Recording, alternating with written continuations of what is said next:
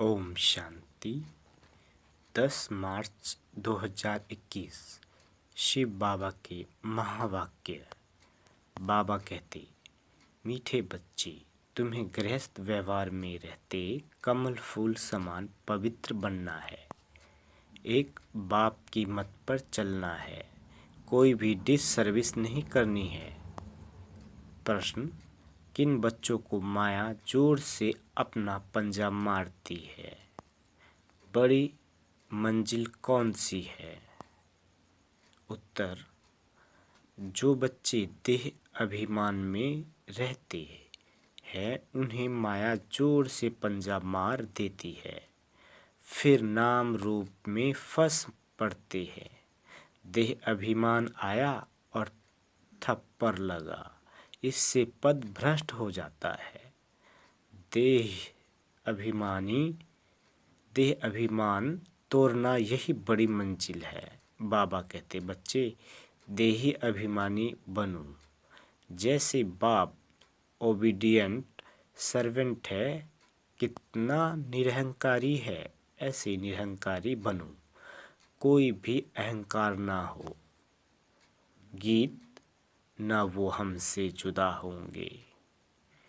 ओम शांति। बच्चों ने गीत सुना। बच्चे कहते हैं, हम बाबा के थे और बाबा हमारा था। जब मूल वतन में थे। तुम बच्चों को ज्ञान तो अच्छी रीति मिला है। तुम जानते हो, हमने चक्र लगाया है। अब फिर हम उनके बने हैं। वह आया है राजयोग सिखाकर स्वर्ग का मालिक बनाने। कल पहले मुआफिक, फिर आया है। अब बाप कहते हैं, हे बच्चे, तो बच्चे होकर यहाँ मधुबन में नहीं बैठ जाना है। तुम अपने गृहस्थ व्यवहार में रहते कमल फूल समान पवित्र रहो। कमल का फूल पानी में रहता है, परंतु पानी से ऊपर रहता है। उन पर पानी लगता नहीं है। बाप कहते हैं, तुमको रहना घर में ही है, सिर्फ पवित्र बनना है। ये तुम्हारा बहुत जन्मों के अंत का जन्म है। जो भी मनुष्य मात्र है, उन सब को पावन बनाने में आया हूँ। बाबा कहते, पतित पावन सर्व का सद्गति दाता एक ही है। उनके सिवाय पावन कोई बना नहीं सकता। बाबा कहते, तुम जानते हो, आधा कल्प से हम सीढ़ी उतरते आए हैं।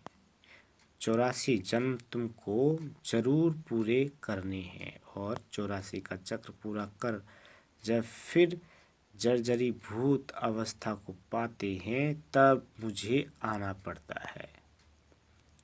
बीच में और कोई पतित से पावन बना नहीं सकता। कोई भी न बाप को न रचना को जानते हैं।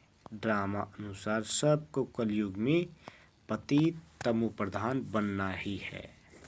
बाप आकर सबको पावन बनाए शांति धाम ले जाते हैं और तुम बाप से सुख धाम का वर्षा पाते हो।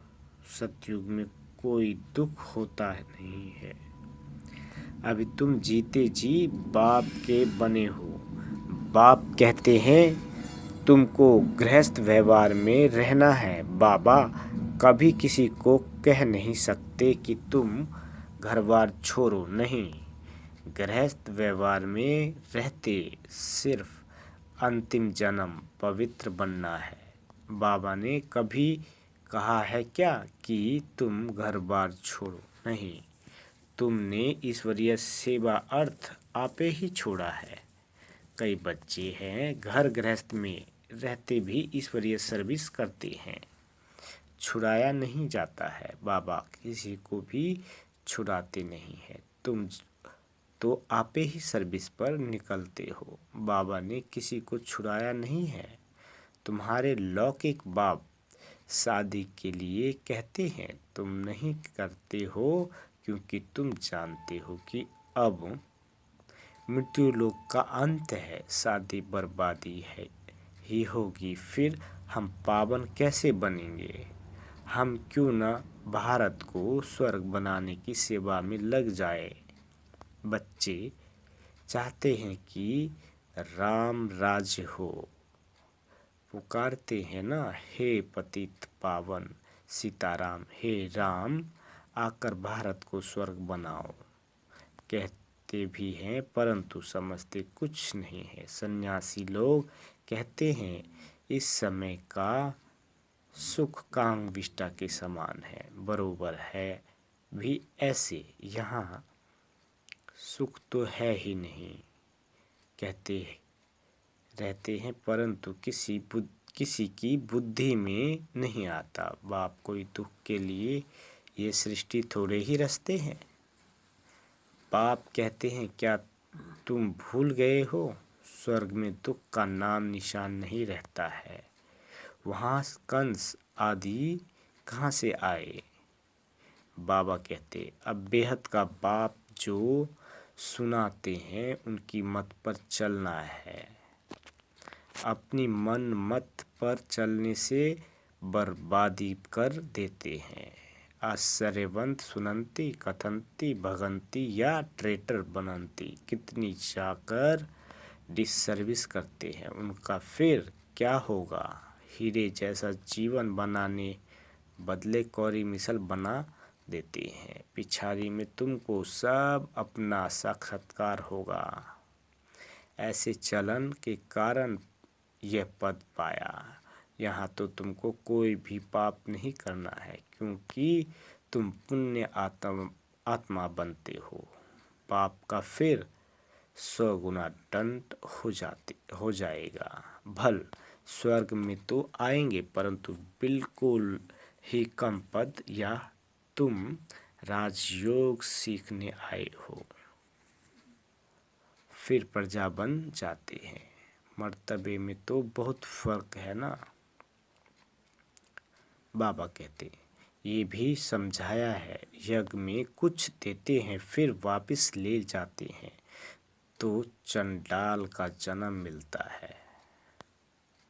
कई बच्चे फिर चलन भी ऐसी चलते हैं जो पद कम हो जाता है। बाबा समझाते हैं ऐसे कर्म नहीं करो जो राजा रानी के बदले प्रजा में भी कम पद मिले। बाबा कहते यज्ञ में स्वाहा होकर भगंती होते तो क्या जाकर बनेंगे, ये भी बाप समझाते हैं। बच्चे कोई भी विक्रम नहीं करो, नहीं तो 100 गुना सजाएं मिलेगी। फिर क्यों नुकसान करना चाहिए। यहाँ रहने वालों से भी जो घर गृहस्थ में रहते हैं, सर्विस में रहते हैं, वे बहुत ऊंच पद पाते हैं। ऐसे बहुत गरीब है, 8 आना व रुपया भेज देते हैं, और जो भल यहाँ 1000 भी देवे तो भी गरीब का ऊंच पद हो जाता है, क्योंकि वह कोई पाप कर्म नहीं करते हैं। पाप करने से 100 गुना बन जाएगा। बाबा कहते तुमको पुण्य आत्मा बन सबको सुख देना है। दुख दिया तो फिर ट्रिब्यूनल बैठती है, साक्षात्कार होता है कि तुमने ये किया, अब खाओ सजा। पद भी भ्रष्ट हो जाएगा। सुनते भी रहते हैं, फिर भी कई बच्चे उल्टी चलन चलते रहते हैं। बाप कहते हैं हमेशा छीरखंड होकर रहो। अगर नून पानी होकर रहते हो तो बहुत डिसर्विस करते हैं। बाबा कहते कोई के नाम रूप में फंस पड़ते हैं तो यह भी बहुत पाप हो जाता है। माया जैसे एक चूहा है, फूंक भी देती, काटती भी रहती, खून भी निकल आता, पता भी नहीं पड़ता। माया भी ब्लड निकाल देती है, ऐसे कर्म करवा देती जो पता भी नहीं पड़ता। 5 विकार एकदम सिर मूड़ लेते हैं। बाबा सावधानी तो देंगे ना। ऐसा ना हो जो फिर ट्रिब्यूनल के सामने कहे कि हमको सावधान थोड़े ही किया। तुम जानते हो ईश्वर पढ़ाते हैं खुद कितना निरहंकारी है। कहते हैं हम ओबीडियंट सर्वेंट है। बाबा कहते कोई कोई बच्चों में कितना अहंकार रहता है। बाबा का बनकर फिर ऐसे ऐसे कर्म करते हैं जो बात मत पूछो। इससे तो जो बाहर गृहस्थ व्यवहार में रहते हैं वो बहुत ऊंच चले जाते हैं। देह अभिमान आनते ही माया जोर से पंजा मार देती है। देह अभिमान तोड़ना बड़ी मंजिल है। देह अभिमान आया और थप्पड़ लगा तो देह अभिमान में आना ही क्यों चाहिए जो पद भ्रष्ट हो जाए। ऐसा ना हो वहाँ जाकर झाड़ू लगाना पड़े। अब अगर बाबा से कोई पूछे तो बाबा बता सकते हैं, खुद भी समझ सकते हो है कि मैं कितनी सेवा करता हूँ। हमने कितनों को सुख दिया है। बाबा मम्मा सबको सुख देते हैं। कितना खुश होते हैं। बाबा बॉम्बे में कितनी ज्ञान की डांस करते थे। चात्रक बहुत थे ना। बाप कहते हैं बहुत चात्रक के सामने ज्ञान की डांस करता हूँ तो अच्छी अच्छी पॉइंट्स निकलती है। चात्रक खींचते हैं। तुमको भी ऐसा बनना है तब तो फॉलो करेंगे। श्रीमत पर चलना है।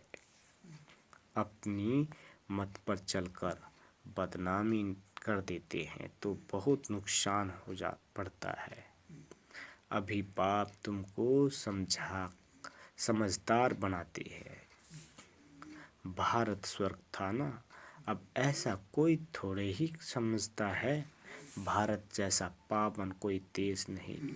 कहते हैं लेकिन समझते नहीं हैं कि हम भारतवासी स्वर्गवासी थे।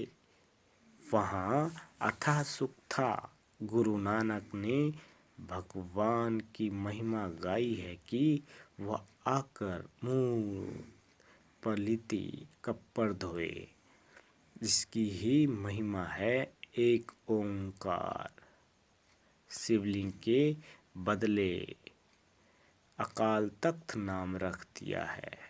अब बाप तुमको सारी सृष्टि का राज समझाते हैं। बच्चे एक भी पाप नहीं करना, नहीं तो 100 गुना हो जाएगा। मेरी निंदा करवाई तो पद भ्रष्ट हो जाएगा। बाबा कहते बहुत संभाल करनी है। अपनी जीवन हीरे जैसा बनाओ, नहीं तो बहुत पछताएंगे। जो कुछ उल्टा किया है वो अंदर में खाता रहेगा। क्या कल्प कल्प हम ऐसे करेंगे जिससे नीच पद पाएंगे।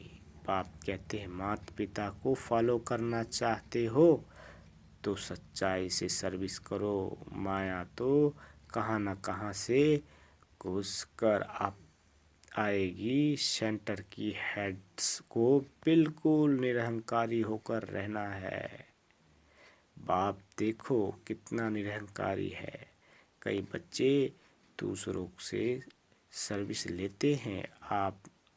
बाप कितना निरहंकारी है। कभी किसी पर गुस्सा नहीं करते। बच्चे अगर नाफरमानदार हो तो बाप उनको समझा तो सकते हैं। तुम क्या करते हो बेहद का बाप ही जानते हैं। सब बच्चे एक समान सपूत नहीं होते, कपूत भी होते हैं। बाबा समझानी देते हैं। ढेर बच्चे हैं यह तो वृद्धि को पाते हजारों की अंदाज में हो जाएंगे। तो बाप बच्चों को सावधानी भी देते हैं। कोई गफलत नहीं करो। यहाँ पतित से पावन बनने आए हो तो कोई भी पतित काम नहीं करो। ना नाम रूप में फंसना है, ना देह अभिमान में आना है।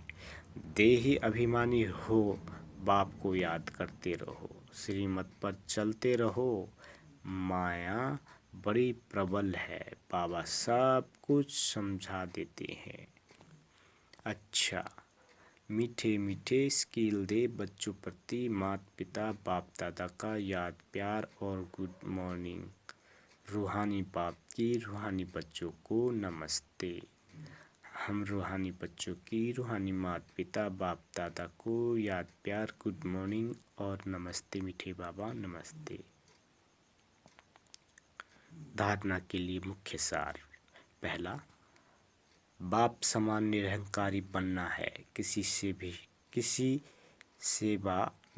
से सेवा नहीं लेनी है, किसी को दुख नहीं देना है, ऐसा कोई पाप कर्म ना हो जिसकी सजा खानी पड़े, आपस में चीरखंड होकर रहना है। दूसरा, एक बाप की श्रीमत पर चलना है, अपनी मत पर नहीं। वरदान देते बाबा, दिव्य बुद्धि के विमान द्वारा विश्व की देख रेख करने वाले मास्टर रचयिता भव।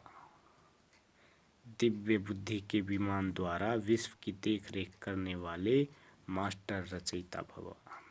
विस्तार, जिसकी बुद्धि जितनी दिव्य है, दिव्यता के आधार पर उतनी स्पीड तेज है, तो दिव्य बुद्धि के विमान द्वारा 1 सेकंड में स्पष्ट रूप से विश्व परिक्रमा कर सर्व आत्माओं की देख रेख करो, उन्हें संतुष्ट करो। जितना आप चक्रवर्ती बनकर चक्र लगाएंगे, उतना चारों ओर का आवाज निकलेगा कि हम लोगों ने ज्योति देखी, चलते हुए फरिश्ते देखे। इसके लिए स्वयं कल्याणी के साथ विश्व कल्याणी मास्टर रचता बनो।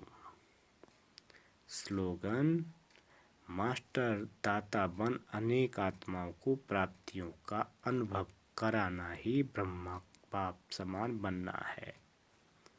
मास्टर दाता बन अनेक आत्माओं को प्राप्तियों का अनुभव कराना ही ब्रह्मा बाप समान बनना है। मातेश्वरी जी के अनमोल महावाक्य। पहला, ईश्वर सर्वव्यापी नहीं है, उसका प्रमाण क्या है?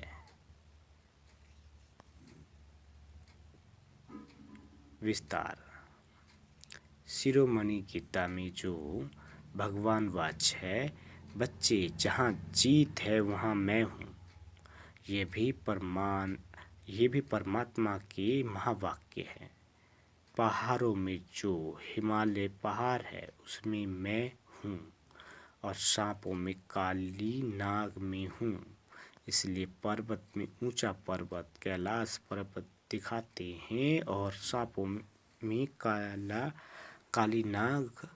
तो इससे सिद्ध है कि परमात्मा अगर सर्व सांपों में केवल काले नाग में है, तो सर्व सांपों में उसका वास नहीं हुआ ना। अगर परमात्मा ऊंचे पहाड़ में है, गोया नीचे पहाड़ों में नहीं है। और फिर कहते हैं जहाँ जीत वहाँ मेरा जन्म, गोया हार में नहीं हूँ। अब ये बातें सिद्ध करती है कि परमात्मा सर्वव्यापी नहीं है। एक तरफ ऐसे भी कहते और दूसरी तरफ ऐसे भी कहते कि परमात्मा अनेक रूप में आते हैं। जैसे परमात्मा को 24 अवतारों में दिखाया है।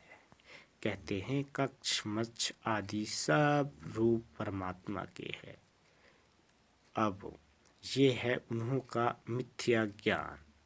ऐसे ही परमात्मा को सर्वस्त्र समझ बैठे हैं। जबकि इस समय कलयुग में सर्वस्त्र माया ही सर्वव्यापक है, तो फिर परमात्मा व्यापक कैसे ठहरा? गीता में भी कहते हैं कि मैं फिर माया में व्यापक नहीं हूँ। इससे सिद्ध है कि परमात्मा सर्वस्त्र नहीं है। दूसरा, निरहंकारी दुनिया आत्मा और परमात्मा के रहने का स्थान है। विस्तार। अब यह तो हम जानते हैं कि जब हम निराकारी दुनिया कहते हैं तो निराकार का अर्थ ये नहीं कि उनका कोई आकार नहीं है। जैसे हम निराकारी दुनिया कहते हैं तो इसका मतलब है जरूर कोई दुनिया है, परंतु उसका स्थूल सृष्टि मुआफिक आकार नहीं है। ऐसे परमात्मा निराकार है, लेकिन उनका अपना सूक्ष्म रूप अवश्य है। तो हम आत्मा और परमात्मा का धाम निराकारी दुनिया है। तो जब हम दुनिया अक्सर कहते हैं तो इससे सिद्ध है वो दुनिया है और वहाँ रहता है, तभी तो दुनिया नाम पड़ा। अब दुनियावी लोग तो समझते परमात्मा का रूप भी अखंड ज्योति तत्व है। वो हुआ परमात्मा के रहने का ठिकाना, जिसको रिटायर होम कहते हैं। तो हम परमात्मा के घर को परमात्मा नहीं कह सकते हैं।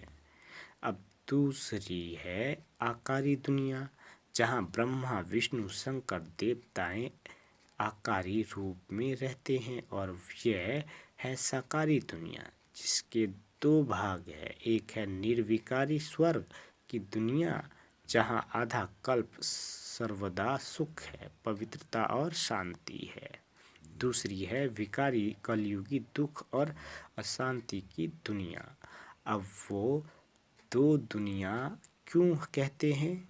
क्योंकि यह जो मनुष्य कहते हैं स्वर्ग और नरक दोनों परमात्मा की रची हुई दुनिया है। इस पर परमात्मा के महावाक्य हैं, बच्चे मैंने कोई दुख की दुनिया नहीं रची, जो मैंने दुनिया रची है वो सुख की रची है।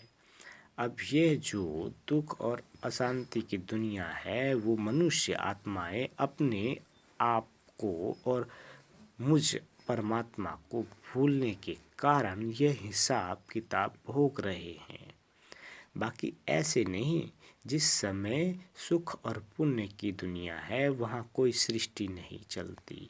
हाँ, अवश्य जब हम कहते हैं कि वहाँ देवताओं का निवास स्थान था तो वहाँ सब प्रवृत्ति चलती थी, परंतु इतना जरूर था वहाँ विकारी पैदाइश नहीं थी, जिस कारण इतना कर्म बंधन नहीं था।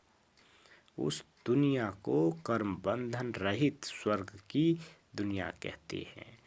तो एक है निराकारी दुनिया, दूसरी है आकारी दुनिया, तीसरी है साकारी दुनिया।